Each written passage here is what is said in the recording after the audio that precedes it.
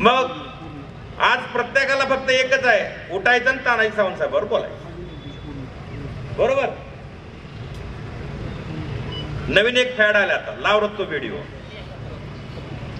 बरेच व्हिडिओ मी पण बघितले, पण आज मला वाटतं दादा आपण एक मगाशी व्हिडिओ बघताना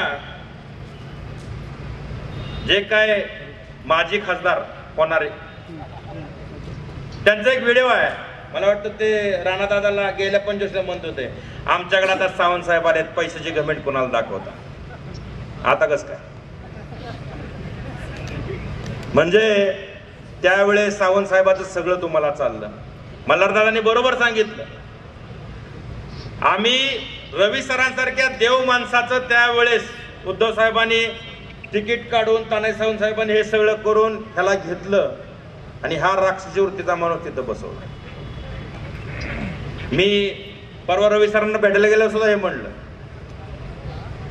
ज्या वेळेस आचारसंहिता लागली त्यावेळेस त्यांचं एवढं तोंड सुख घ्यायचा कार्यक्रम सुरू झाला, भाषण विद्युत माझ्या विरोधात उमेदवार भेटत नाही, हे नाही ते नाही, त्यावेळेस मी फिरायला चालू केलं आणि त्यावेळेस राणा दादाला सांगितलं, दादा मी रवी सरांनाही भेटलो, साहेब बरोबर आहे ना, त्याबरोबर सगळेच आमचे सगळे पदाधिकारी सोबत होते, आम्ही फक्त एक सांगितलं, युट्यूब मध्ये जागा कुणाला जाईल, उमेदवार कुणाला भेटू द्या, पण आजपासून मी या महायुतीचा उमेदवार म्हणून आपण प्रत्येकाने फिरलं पाहिजे आणि आपल्या लोकांपर्यंत आपण पोहोचलं पाहिजे.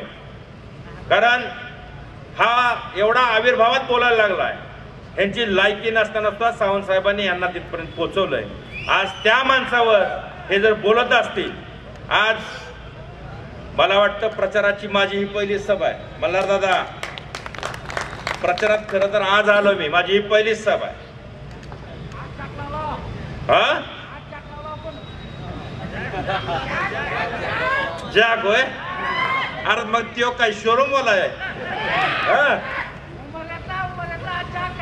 बर लाव, ते सांगताय बघा बस मध्ये जागा दिली, पण अरे पण राजा म्हणावं, तू बस मध्ये एका महिलेला जागा दिली, पण या महाराष्ट्राच्या 12.5 कोटी जनतेसाठी किंवा त्या महिलांसाठी आमच्या लाडक्या मुख्यमंत्र्यांनी बसच फुकट केली ना. ते काय सांगते जागा दिली, काय बोलावं, किती बोलावं, कसं बोलावं, थोडं तर ते माझ्यावर बी टीका करत येतो, बाहेर जेवढी यंत्रणा खासदार झाल्यावर घेऊन फिरला ना हा धनंजय सावंत, तेवढी तर मोकळ्यात घेऊन फिरतो. कारण तुझं तिकीट ज्यावेळेस सावंत साहेबांनी मागच्या वेळेस घेतलं याचा साक्षीदार तू सुद्धा आहे. त्यावेळेचे पक्षप्रमुख माझं नाव घेऊन म्हणले होते तानाजीराव धनंजयला तिकीट घ्या. त्यावेळेस तानाजीरावांनी हेच सांगितलं की साहेब ओमराजे सुद्धा मला माझ्या पुतण्यासारखा आहे, मी निवडून आणतो, तिकीट घेतलं, तुला दिलं. आयत्या बाजावरती आता ताईत माझ्या म्हणून पुढचं बोलत नाही, आयत्या बाजावर तुझा कार्यक्रम झालाय, लय बोडायला लावलं तर तुझी लायकी तुला दाखवल्याशिवाय हा धनंजय सावंत राहणार नाही, एवढं लक्षात ठेवायचं. कारण आधीच म्हणते ती सावंतले डेंजर बोलते ती, शेंगावर घेतल्याशिवाय बी राहणार नाही, काळजीच करू नको बागा. कारण सगळ्या गोष्टीत माझी तयारी असते. अरे थांब थोडं, सुरुवात तशी, बरोबर आहे की नाही? त्याच्यामुळं तुम्ही तुमची लेवल धरून बोला, आम्ही आमच्या पद्धतीत बोलू, पण जर तुम्ही लेवल सोडली तर मग आम्ही कुठलाही मवेजा ठेवणार नाही. एवढंच आज पहिल्याच माझ्या या युवक संवादाच्या वेळेस मी तुम्हाला सांगतो. येणाऱ्या हा व्हिडिओ आपल्याला आवडला तर लाईक आणि शेअर जरूर करा. तसेच आमचे YouTube चॅनल सबस्क्राईब करा आणि फेसबुक पेजला लाईक आणि फॉलो करायला विसरू नका. धन्यवाद.